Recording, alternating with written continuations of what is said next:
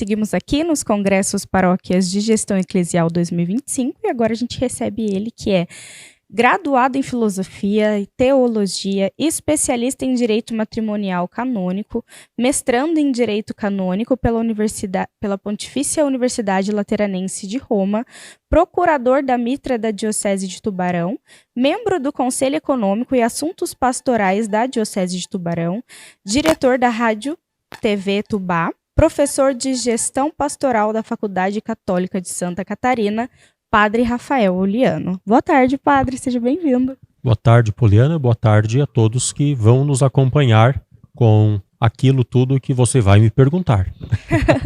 Padre, conta pra gente então um pouco, né, da sua história dentro das atividades que hoje o senhor desenvolve. Então, eu fui ordenado padre há 12 anos. Vou completar 12 anos em agosto, já estamos vivendo o 12º, mas completos 11 anos. E desde o momento em que eu terminei a teologia, o bispo disse, olha, você vai ser responsável de interligar a informatização das nossas paróquias. Então já existia um sistema, mas era necessário que esse sistema conversasse diretamente com a Cúria Diocesana. E foi ali que eu comecei esse trabalho. Depois disso, fui vendo e percebendo, eu e também os meus superiores, que eu tinha aptidão para a gestão, para o trabalho administrativo e comecei a ajudar no economato. Eu não sou o ecônomo da diocese, já se passaram 2 ecônomos, mas eu sempre fico na retaguarda com essa parte mais administrativa do âmbito de fazer a gestão acontecer, utilizando-se dos conhecimentos novos que aparecem hoje à disposição.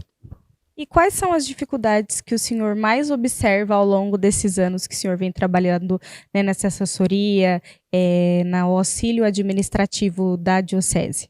Então, eu acredito que podemos falar de uma dificuldade falando já do problema de como resolver essa dificuldade.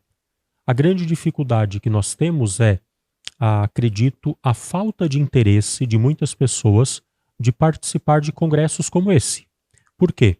Eu já participei de vários e na participação eu fui criando gosto ainda maior por aquilo que é toda a dimensão da gestão da igreja e também tendo o contato com outras pessoas que muitas vezes numa palestra ou às vezes no momento do cafezinho, quando você troca uma ideia, você às vezes resolve problemas sem querer. Então, a grande dificuldade da gestão hoje são ainda aquelas pessoas que pensam que a forma como fazem há 10, 20, 30, 40 ou 50 anos é ainda a melhor forma. Então, nós precisamos ter uma grande renovação, não falo em substituir pessoas, mas contar com aqueles que estão conosco, mas que eles tenham a mente aberta para a novidade. É aquilo que a gente fala, né? A síndrome de Gabriela, né? Padre, eu nasci assim, porque é sempre assim. E isso a gente vê muito na paróquia, né? Principalmente, assim, na frente de pastorais e ministérios mais antigos ou de pastorais, em que há o mesmo líder há muitos anos e muitas vezes não é nem porque ele quer, mas porque outra pessoa não quer assumir que isso acontece muito, né? Exatamente. Eu acredito que uma igreja histórica, por exemplo, nos ajuda a entender isso perfeitamente. Vamos colocar ar-condicionado nessa igreja. Tá, mas qual é a bitola do fio elétrico que lá tem à disposição para isso? Vai suportar o peso de uma máquina de ar-condicionado? Quantas máquinas serão necessárias? Então, não dá para ficar com o pão nosso de cada dia somente, sem que a gente faça os incrementos necessários. Então, eu acredito que nós temos hoje ainda uma grande barreira, que é a falta de interesse de muitos de ir em busca do conhecimento. Alguns poderiam dizer, mas eu não vou em busca do conhecimento porque a minha paróquia, a minha diocese não tem condições financeiras para isso. Porque é um investimento grande.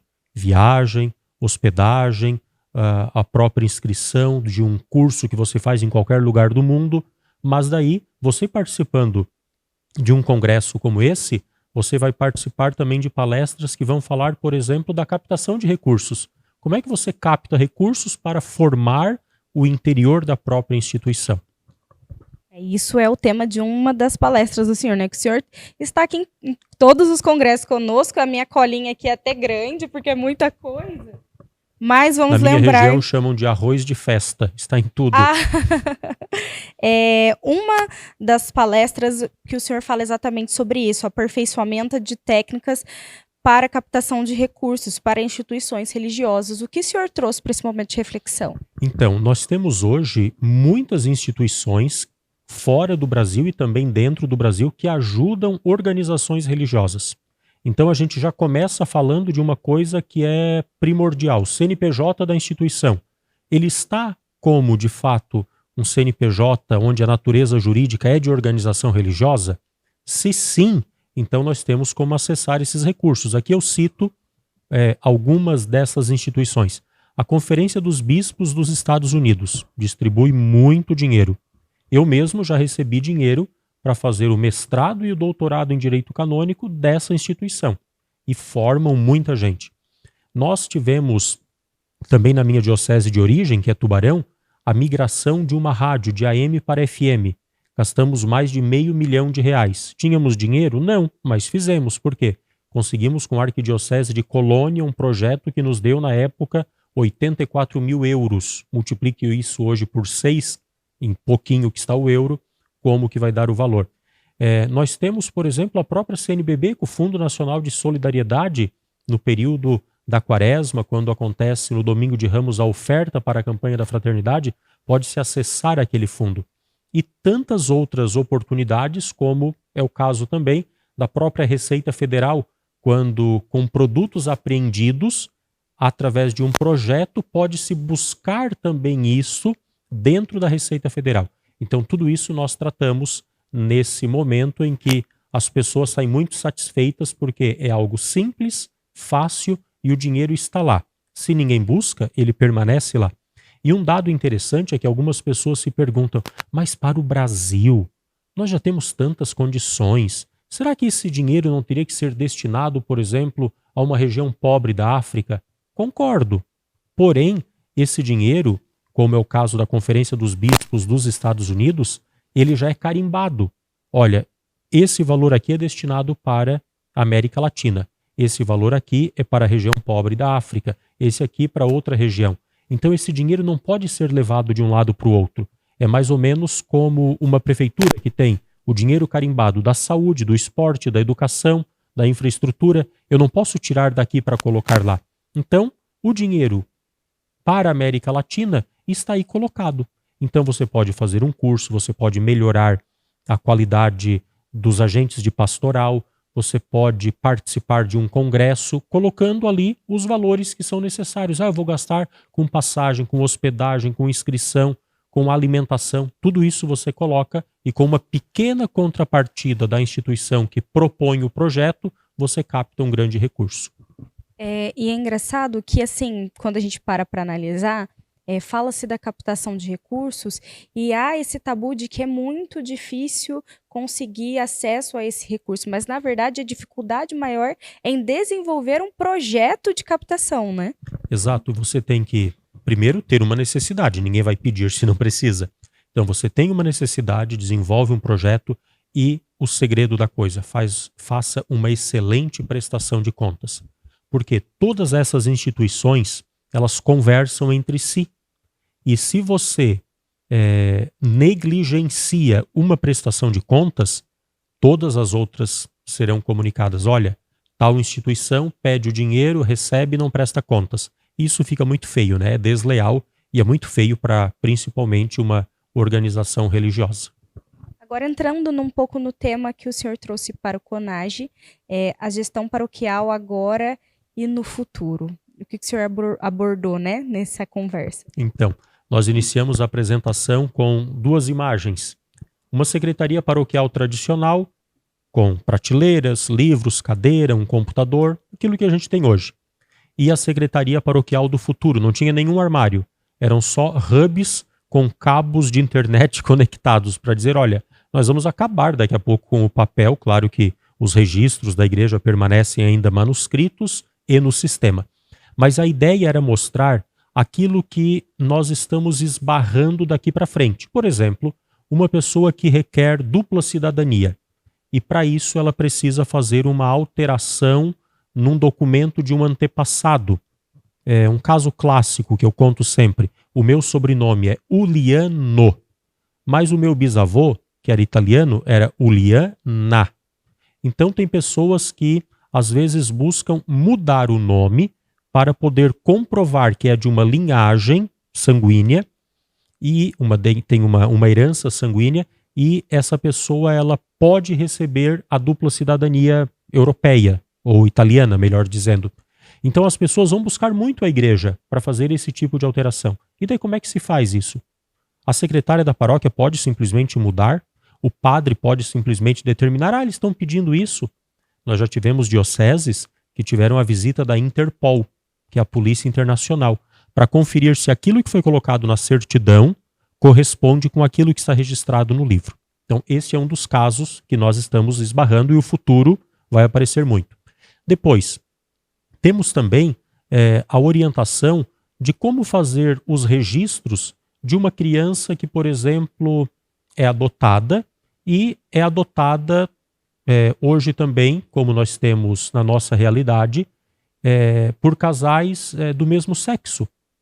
Então, como fazer os registros, como dizer no papel que nós estamos registrando alguém. Então, existe já orientação desde o ano 2016 da Conferência Nacional dos Bispos do Brasil, que dá essas orientações e essas instruções. Então, a igreja do hoje e a igreja do amanhã. Como é que nós vamos passar por tudo isso? E é claro, aqui poderíamos inclusive colocar as questões administrativas, que antigamente na paróquia era tudo no papelzinho, né? Hoje você digita uma oferta ali, isso já vai para a cúria diocesana e uma vez por ano a contabilidade faz então a declaração para a Receita Federal de tudo aquilo que recebeu.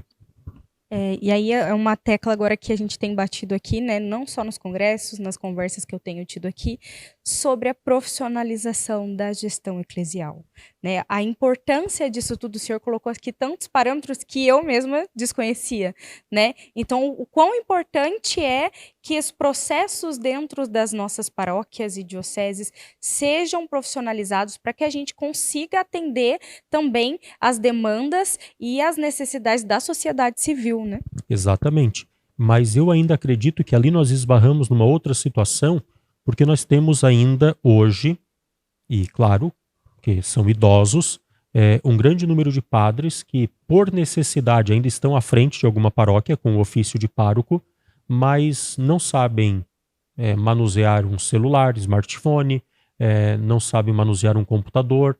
E daí eu pergunto, e quando chega a questão, olha, agora você tem que abrir uma conta digital no banco, como é que vai fazer isso? Então, quando falamos de profissionalização, olhando também aqueles que são colaboradores da igreja, mas olhando também os padres, as religiosas, as pessoas de vida consagrada que estão ali e precisam ter esse olhar para frente, esse olhar adiante. E, de novo, acredito que é preciso inserir-se num ambiente de conhecimento, como nós aqui estamos, para poder dar esse salto de qualidade. Ninguém deve dizer assim, mas então eu não sei fazer isso, eu não sei manusear um celular, então eu não posso ser pároco. Não, mas talvez a pessoa mesmo não sabendo, mas ela se assessora de alguém que saiba. O atendente paroquial, a secretária paroquial pode ser uma pessoa que saiba fazer isso. E enfim, tem vários meios de fazer a coisa acontecer. É um grande caminho, né, a percorrer. A gente sabe que a gestão das paróquias vem mudado a cada ano, porque a necessidade dos fiéis também muda, né? A gente sabe que a igreja é a mesma há 2025 anos, mas que o comportamento dos membros que compõem a igreja, eles mudam, né? Então o clero também tem que ir acompanhando essas mudanças, né? Eu estou aqui em Aparecida e lá na minha paróquia, em Tubarão, o que as lideranças estão preparando? O QR Code para colar no banco. Por quê? Porque os fiéis já estão dizendo, padre, na hora da missa, no momento da oferta, a gente não traz mais dinheiro. Não tem maquininha de cartão de crédito, não precisa pôr ali o QR Code para que as pessoas façam a sua colaboração através do Pix hoje.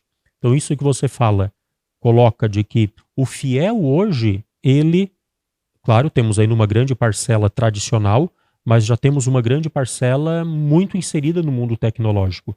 E a igreja precisa de ferramentas que respondam a isso também para o futuro. Senão, nós teremos uma grande parcela de pessoas que vão sentir-se um extraterrestre dentro da igreja, porque estão anos-luz à frente e a igreja lá atrás ainda com métodos que talvez já estão quase sendo ultrapassados.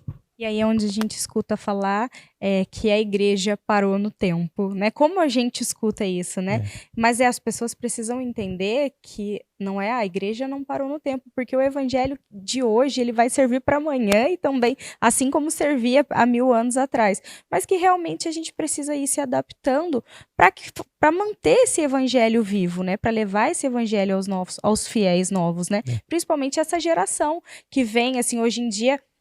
Eu estava até conversando esses dias que antigamente a gente levava o Louvemos ao Senhor para a igreja para procurar os cânticos lá no índice e hoje em dia não. Hoje em dia você joga lá, preciso de uma música para missa no tempo da quaresma e vai te dar inúmeras opções, né? Então realmente é essa adaptação sem perder a essência da nossa fé, né? Com toda certeza. Jesus, se estivesse em carne e osso aqui no meio de nós hoje, porque a presença dele hoje é sacramental, mas se ele estivesse aqui, ele utilizaria-se certamente de todos os meios possíveis para anunciar o evangelho. No tempo dele, ele fez o que tinha à disposição. E hoje, cabe a nós, então, fazermos esse salto qualitativo também de oferecermos o evangelho, claro, por excelência, na proclamação da palavra, na escuta em comunidade, mas também chegar às pessoas como que utilizando-se dos novos meios, fazendo deles ou instrumentalizando esses meios como que um aperitivo, um convite para trazer a pessoa para o centro da comunidade. Aí a gente chega agora numa outra vertente da igreja que se faz muito presente, que é o elo de ligação de toda a igreja, que é a secretaria paroquial, né? Então o senhor teve seu momento com os secretários paroquiais e nele o senhor abordou a interface entre a legislação canônica e a secretaria paroquial. Mas antes da gente falar do tema em específico, eu quero saber qual foi o caminho que o senhor percorreu dentro, né, da sua especialização no direito canônico.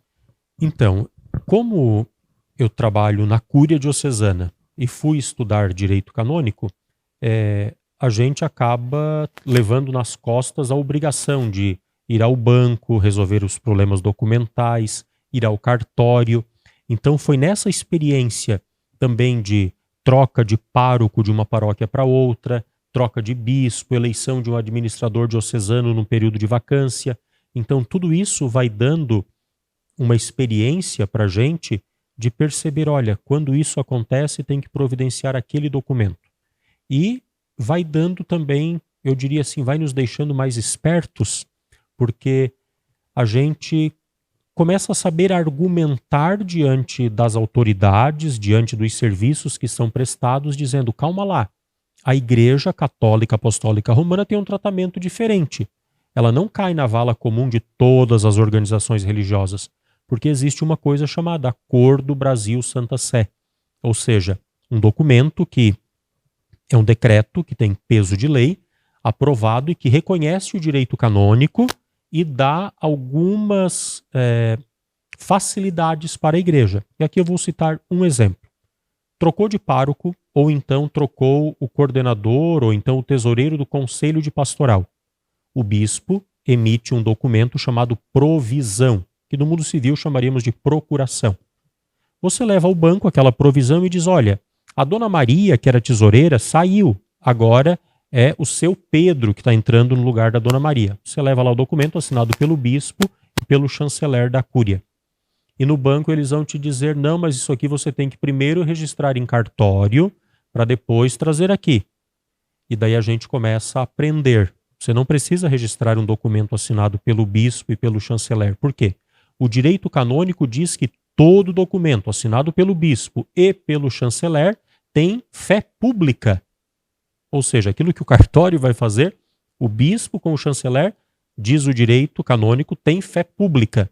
Se o Acordo Brasil-Santa Sé diz que o direito canônico é válido, logo ele está assumindo como válida também essa normativa canônica.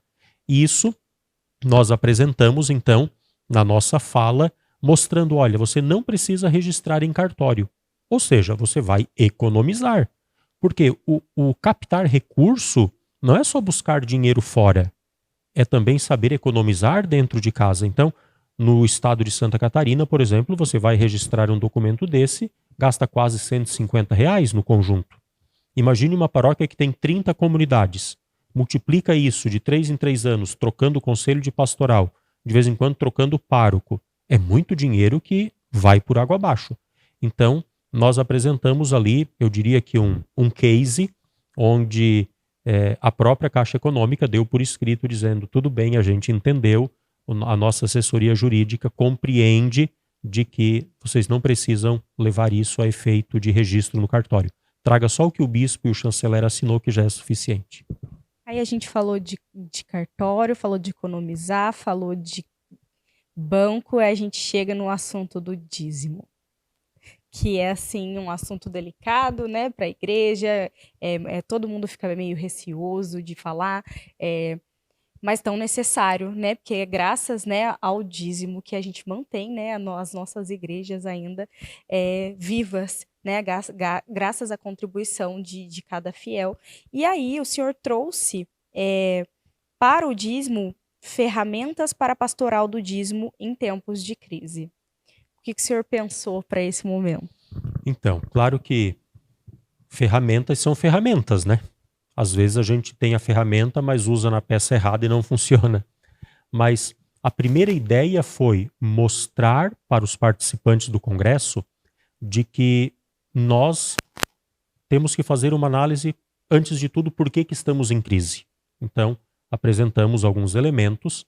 Depois, mostrar também de que quando você dá um feedback, você dá um retorno, ou seja, você faz uma prestação de contas, você acaba tendo um retorno maior também do fiel. Porque se você pede, e daí o padre fica com a fama de pedicheiro, você pede, mas não diz no que é aplicado, as pessoas dizem, mas por que será que o padre está pedindo isso?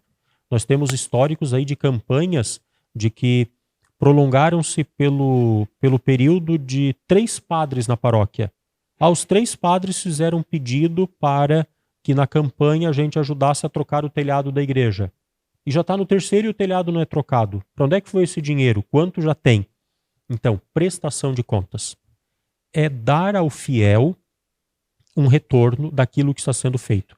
E uma prestação de contas não só que você diz, olha, foi isso, foi aquele outro. Use o mural da igreja. Coloque fotografias. Olha, reformou o centro catequético, coloque lá as fotos do que foi feito. Era um calorão muito grande, colocou ar-condicionado, coloque a fotografia. Porque isso dá algo diferente. Então, ferramentas que vão ajudar a pastoral do dízimo a também buscar recursos para que a gente possa viver em tempos de crise. E eu diria assim, a crise, ela quase que se perpetua, porque uma hora é uma crise de uma coisa, outra hora é de outra, depois foi uma fala do presidente que falou isso, que já dá uma mexida na moeda internacional. Nós vivemos uma constante crise. É lá na cidade que teve um problema, alta do desemprego. Então, ter essas ferramentas e daí colocamos também essa forma de captar recursos com aquilo que já falamos, de buscar recursos fora do âmbito da igreja, para que a gente tenha recurso para formar as pessoas que são da pastoral do dízimo e que elas possam desenvolver um bom trabalho na comunidade paroquial. Agora falando um pouco da sua participação aqui nos congressos paróquias. O senhor já esteve antes no congresso? Eu já participei de alguns congressos aqui e já participei palestrando também no congresso que aconteceu em São Paulo junto com a Expo Católica. E para o senhor, qual a importância, né, de momentos como esse para a formação, para a evangelização, essa profissionalização que a gente fala, né? Como o senhor vê o histórico, né, do evento com relação à temática, né, que eles vão abordando a cada ano? Olha, eu diria que é uma grande ferramenta que cada um também tem que saber utilizá-la, porque cada diocese, cada congregação religiosa é uma realidade diversa, diferente. Então, uma ferramenta, ou então várias ferramentas que você vê, conhece e deve aplicá-la. E eu acredito que o fato de uma pessoa participar dos congressos e levar depois essa boa notícia de que, olha, vale a pena, é tema que toca a nossa realidade. Não é só história da carochinha. Não é só algo que fala e a gente não entende, está fora da nossa realidade, não. São temas do dia a dia. Não se pode dizer que se dá a receita do bolo, porque cada realidade é uma realidade. Mas a gente tem as ferramentas e por isso, então, o grande valor que nós devemos dar e daí parabenizar quem o faz, porque é um grande serviço para a igreja. É algo assim que nós diríamos, não temos outra oportunidade formativa. Hoje, as faculdades de teologia, como é o caso da FACASC, onde eu trabalho em Florianópolis, elas já estão colocando na grade uma disciplina de gestão. Só que você tem lá 50, 60 horas para falar de tudo. E aqui, se for contar quantas horas de palestra nos 4 congressos, por exemplo, é muito tempo e com pessoas gabaritadas na área, pessoas que são de alto nível, e não digo isso por mim, digo por aqueles que a gente vai vendo nas palestras, assim os expoentes que estão aí. Pessoas que quando temos aí grandes dificuldades na igreja, é aquele nome que aparece, porque aquela pessoa foi chamada para resolver. E ali nós vemos, se estão aqui, é porque de fato sabem utilizar a ferramenta. Dizem qual é e a forma de manuseá-la corretamente. Então, meus parabéns a todos vocês que promovem esse trabalho, que é um serviço muito importante para a Igreja Católica presente no Brasil. E queira Deus, não só no Brasil, daqui a pouco expandindo para se tornar um evento até internacional. Amém. Padre, eu queria agradecer, em nome de toda a equipe da revista Paróquias e Promocate, a sua disponibilidade em estar aqui conosco, trazer um pouco do seu conhecimento, né, para dividir aqui com a gente nos congressos. Espero que a gente possa ter mais momentos, né, de partilha, para que a gente consiga continuar trabalhando juntos na missão de evangelizar, mesmo que esse é o nosso maior propósito, né?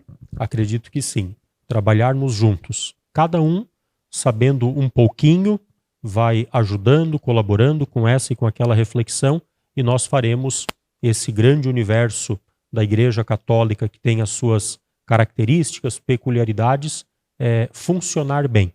Eu acredito que a pessoa que vem para esses congressos sai daqui com a missão de ajudar os superiores das suas dioceses, paróquias, congregações religiosas a orquestrar melhor todo o processo da vida eclesial. Então, mais uma vez, parabéns, muito sucesso e muito obrigado pela oportunidade de estar aqui com vocês partilhando esses momentos também.